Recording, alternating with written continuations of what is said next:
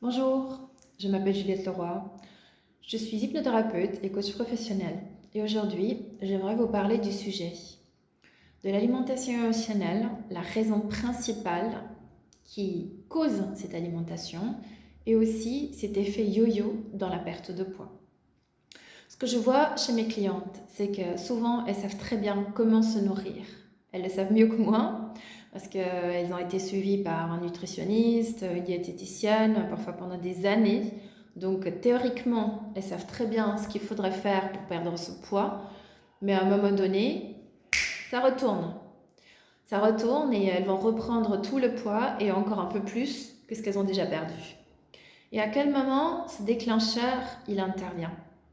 C'est souvent quand il y a le pointeur sur la balance qu'on se rend compte que j'ai commencé à perdre du poids, ou un instant où il y a des remarques de l'entourage, des inconnus, des hommes qui commencent à les regarder d'une manière un peu plus près, que souvent il y a un sentiment de mal-être, parfois même une panique qui se déclenche. Et à ce moment, c'est comme, c'est parti, en fait, elle ne contrôle plus rien.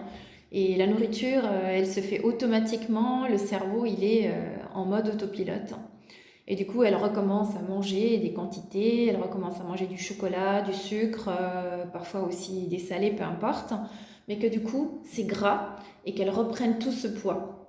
Et là, c'est même pas une question d'effort, c'est vraiment, c'est comme toute la vigilance, elle est partie par la fenêtre et elle recommence à manger. Donc, aujourd'hui, je veux vraiment vous parler de cette raison-là principale que je vois chez mes clientes, et c'est ce que j'appelle la transgression des limites corporelles. Qu'est-ce que ça veut dire? Ça veut dire qu'il y a eu, on peut dire, 4 grosses catégories. La première, c'est des abus émotionnels.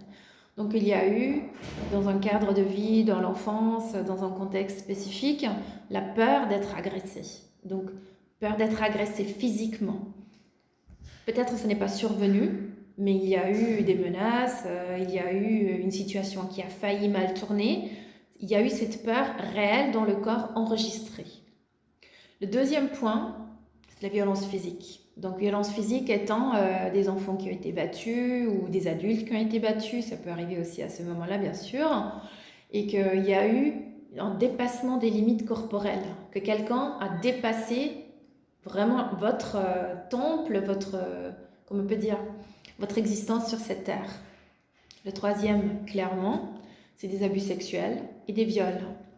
Et dans le cadre de ces viols, ce que je vois de plus en plus souvent les derniers temps, surtout c'était un peu accumulé, c'est ce qu'on appelle le viol lors d'un rendez-vous. Donc peut-être qu'elles se sont rencontrées sur Tinder ou sur une autre application et qu'il y a eu un rendez-vous pour aller prendre un verre et qu'elle a dit oui, elle a dit d'accord, je vais venir avec toi chez toi.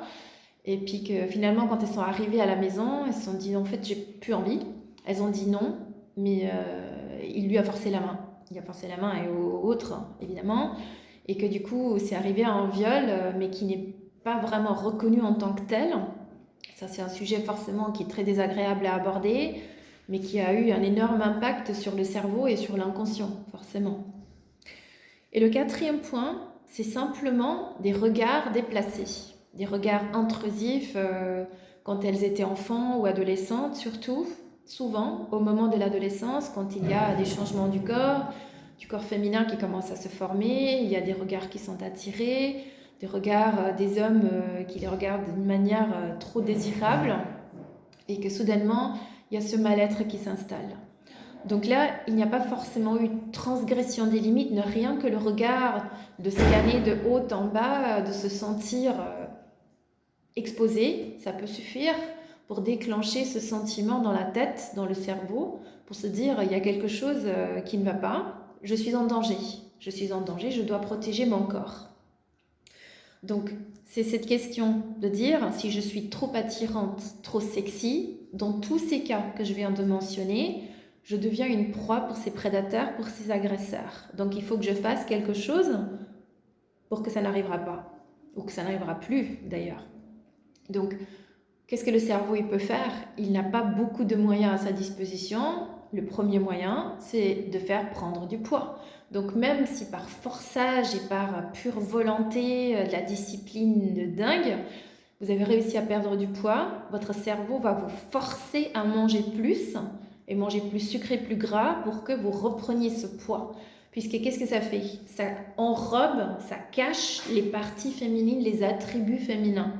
Les attributs féminins étant les seins, les hanches, les fesses, tout ce qui montre les rondeurs, les formes d'une femme.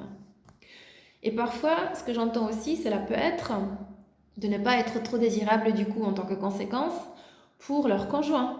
Parce que si soudainement elles sont plus attirantes, il va peut-être vouloir plus en termes de rapport relationnel qu'elles sont prêtes à donner.